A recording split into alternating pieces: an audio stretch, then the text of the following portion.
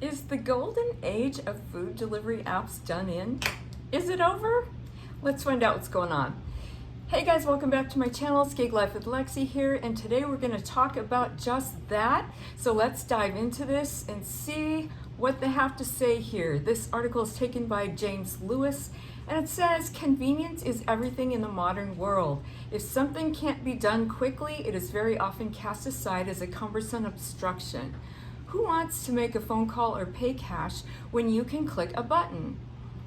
Speed and convenience drive the rise in modern technology like self-checkouts and food delivery apps. Payments, and that's the name of this group here, Payments reports that the convenience factor drives up to 65% of delivery app usage. So using a takeout app couldn't be simpler. Excite your brain with the multitude of tasty options, press a few buttons, and before you know it, you're on the couch, stuffed and unable to move. Such ease has helped to make the global food delivery market worth over $150 billion, according to McKinsey & Company. $26.2 billion of that just from the US, and that's coming from Business Wire. That's a lot of pizza. But despite those booming figures in Bloomberg's second measure, noting an 8% increase in U.S. food delivery sales, NBC News cities the fall in share prices of major delivery companies, and this is Uber Eats, Doordash, as well as financial issues as GrubHub, as evidence that the hype, and they're using the word hype here, of food takeout apps is over. Now that's what they're saying. But is the food delivery industry faltering, and how are the big three companies faring? Okay, so let me finish this. It says NBC News reported the problems facing food delivery companies. Inflation, pushing up the price of food and gas, forcing people to restrict spending, which is true. This is what has been going on ever since this happened, is one of them, as is people becoming less reliant on home eating than they were during the COVID-19 pandemic. Customers are also choosing to dine out more and may be concerned by high delivery app charges. Okay, that's true too. We talked about that before. So food delivery is this is what they're saying, food delivery is widely unprofitable despite large revenues. According to Business of Apps, Doordash has never made a profit, although the company is optimistic it will do, reports FreightWaves, even though it admits pressure from the above struggles.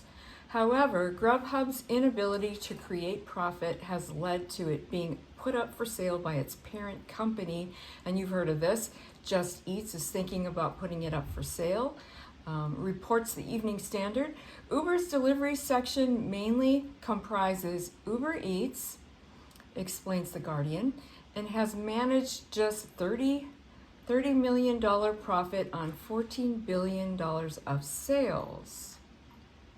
Given economic challenges and elusive sizable profits, it may very well be that the golden age for food delivery apps is over, and that the market is still evolving.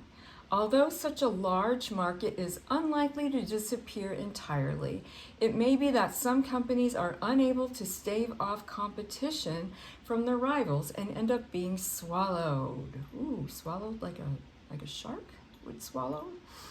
Okay, so, all right, this is interesting because I don't agree with everything this article is saying here. I think convenience culture has made it extremely easy for, I should say, has made it nearly impossible to do away with food delivery apps. And I'm saying that because the pandemic has completely changed the way people order food. Okay, as you know, during lockdown, we as drivers were the busiest we've ever been. People were ordering food left and right. It's just a fact. People love convenience.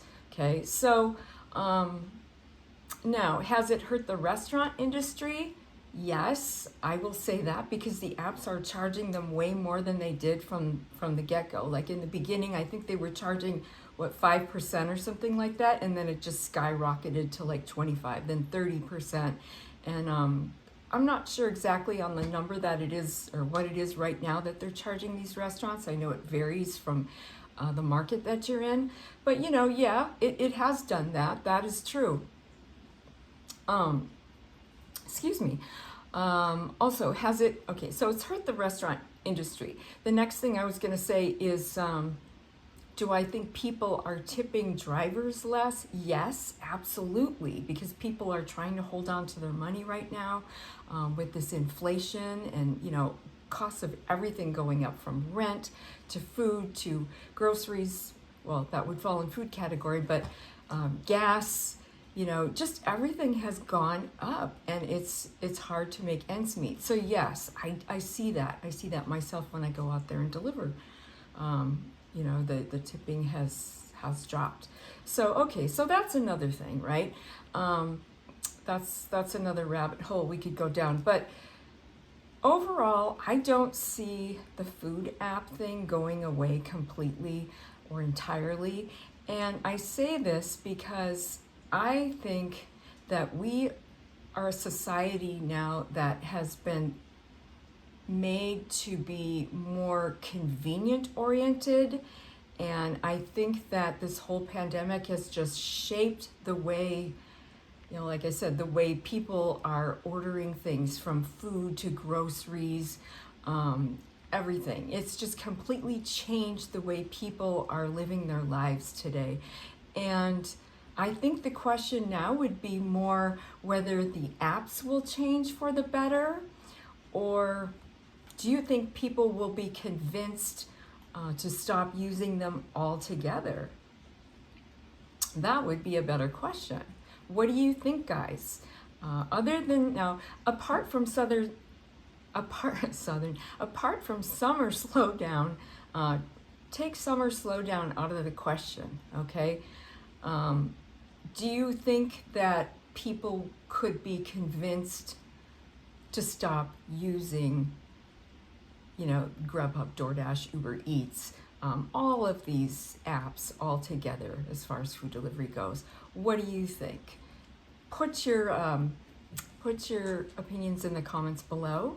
Do you think this is hype, or do you think, or do you agree with this article, or do you think that food delivery apps is done and that it is going away altogether?